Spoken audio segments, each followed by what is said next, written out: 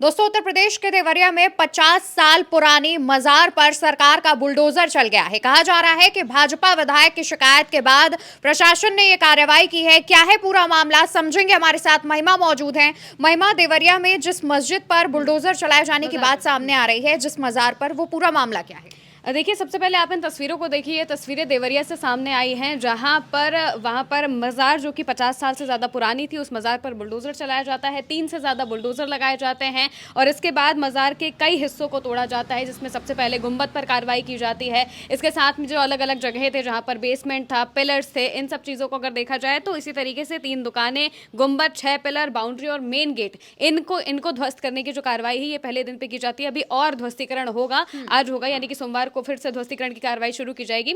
लेकिन सबसे बड़ा सवाल यह है कि आखिर बीजेपी विधायक के कहने पर यह कार्रवाई क्यों हुई है। तो इसके पीछे का जो पूरा मामला है, हम एक बार आपको बता देते हैं। दरअसल ये जो मजार है, ये 50 साल से ज्यादा पुरानी है और इसको लेकर कुछ वक्त पहले शिकायत की गई थी कि ये मजार अवैध है, सरकारी भूमि पर बनी हुई है। ये जब शिकायत की जाती है तो उसको लेकर मामला कोर्ट में चलता है और जैसे ही कोर्ट में यह मामला चलता है तो जो मजार का पक्ष है वो केस हार जाता है। सदर जो कोर्ट है वहां पर ये मामला चलता है और इसकी जो शुरुआत है 2019 में हुई थी, यानी कि 2019 में सबसे पहली शिकायत की जाती है और उस वक्त के जो जिलाधिकारी हैं उनसे कहा जाता है इस बारे में कि ये जो मज़ार है, जो कि ओवरब्रिज से सटकर बनी हुई है, ये सरकारी, यानी कि सरकारी भूमि पर बनी हुई है।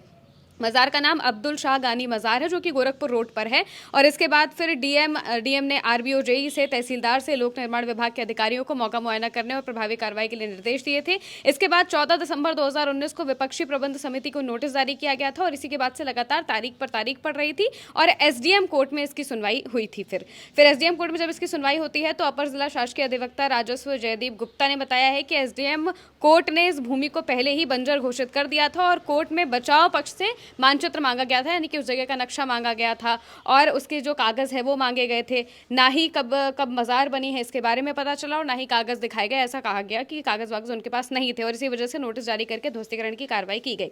लेकिन अब 2019 से जब मामला चल रहा था तो इसकी कार्रवाई अब मौजूदा वक्त में बहुत तेज़ी से हुई है और तेज़ी से इस वजह से हुई है क्योंकि जो विधायक है शलभ मणि त्रिपाठी, डॉक्टर शलभ मणि त्रिपाठी, सदर के जो विधायक हैं उस जगह के, उन्होंने सीएम से इसकी शिकायत कर दी थी। सीएम से जाकर वो इस पूरे मामले को लेकर मिलते हैं, जानकारी की देते हैं पूरे मामले की और इसके बाद जब वो शिकायत करते हैं तब इस मामले में और ज़्यादा तेज़ी आ जाती है और इसके बाद फिर ये ध्वस्तीकरण की कार्रवाई हुई है। ये भी कहा जा रहा है, जो दूसरा पक्ष है उनका ये भी कहना है कि इसको लेकर पहले तो उन्होंने, साफ सीधी बात अगर कही जाए तो उनको ये क्रेडिट बहुत बड़ा जाएगा कि उन्होंने जैसे ही केस वो हारे तो उन्होंने स्वेच्छा से ही कहा कि हम प्रशासन का साथ देंगे और इस कार्रवाई में वो उनके साथ पूरे टाइम पर खड़े रहे ताकि कोई चीज़ अनहोनी ना हो पाए, क्योंकि इसको लेकर 300 से ज़्यादा पुलिस फोर्स लगाई गई थी, एसडीएम भी मौजूद थे और तमाम थानों की पुलिस, पीएसी और तमाम जो फोर्सेज है वो लगाई गई थी। क्योंकि कुछ वक्त पहले हमने दिल्ली में देखा कि किस तरीके से जब मस्जिद तोड़ने की अफवाह फैली तो उसके बाद वहाँ पर क्या हुआ, आधी रात को जब पुलिस पहुँच जाती है, वहाँ पर कार्रवाई करने लगती है तो लोग भड़क जाते हैं और इसके बाद पथराव होता है और फिर वो पूरा जो माहौल है काफ़ी ज़्यादा टेंस्ड हो जाता है।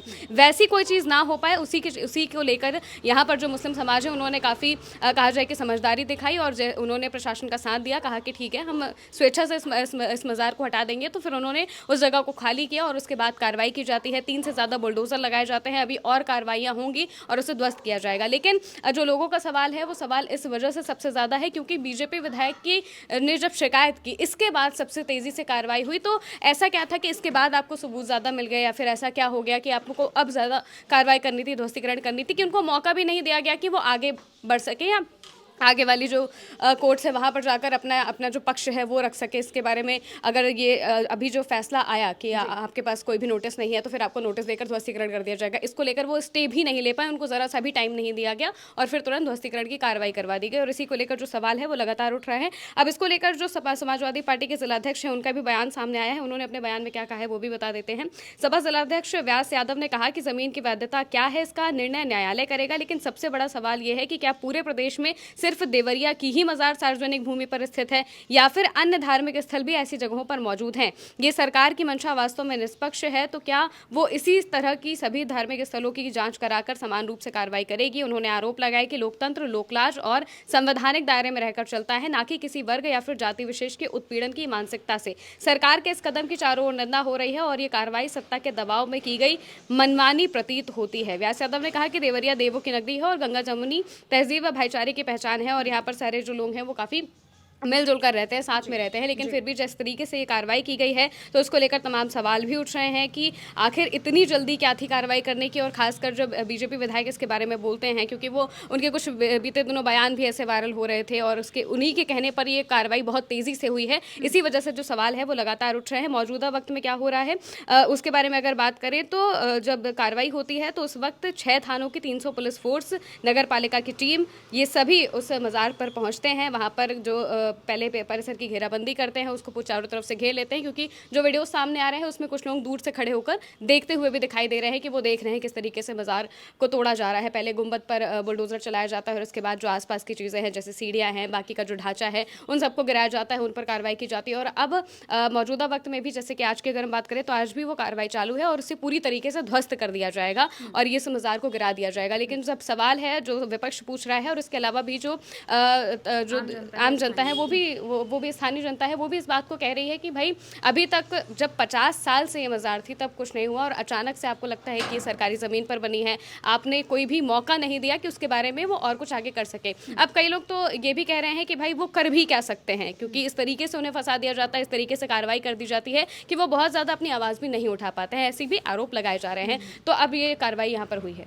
बिल्कुल, तो देखिए जो भाजपा के सदर विधायक हैं डॉक्टर शलभमणि त्रिपाठी, जब उनकी शिकायत होती है तब बहुत जल्दबाजी में ये एक्शन लिया जाता है, ये कार्रवाई होती है, मज़ार को गिराया जाता है। इसको लेकर के सवाल उठाए जा रहे हैं। कहा जा रहा है कि जब कोर्ट में सुनवाई चल रही थी उसके बाद भाजपा विधायक की शिकायत पर इतनी जल्दी कार्रवाई क्यों की गई, इसको लेकर के समाजवादी पार्टी भी आवाज़ उठा रही है। स्थानीय प्रशासन जो वहाँ पर कार्रवाई करने पहुँचता है तो तमाम लोग वहाँ पर खड़े होकर इस चीज़ को देख रहे थे और लोगों के मन में भी सवाल उठ रहे हैं कि 50 साल पुरानी मज़ार को गिराया जा रहा है, तो सरकार को इसको लेकर के तमाम चीज़ें जनता को क्लियर करनी चाहिए थी। ये बातें भी कही जा रही हैं। फिलहाल मौके पर जो तमाम चीज़ें हमने देखी वो हमने आप तक पहुंचाई। अब इसको लेकर के आप जो भी कहना चाहते हो, आपकी जो भी राय हो, आपका रिएक्शन हो, कमेंट सेक्शन में बताइएगा और साथ ही चैनल को याद से सब्सक्राइब कीजिएगा। फिलहाल के लिए हमारे साथ इतना ही। नमस्कार।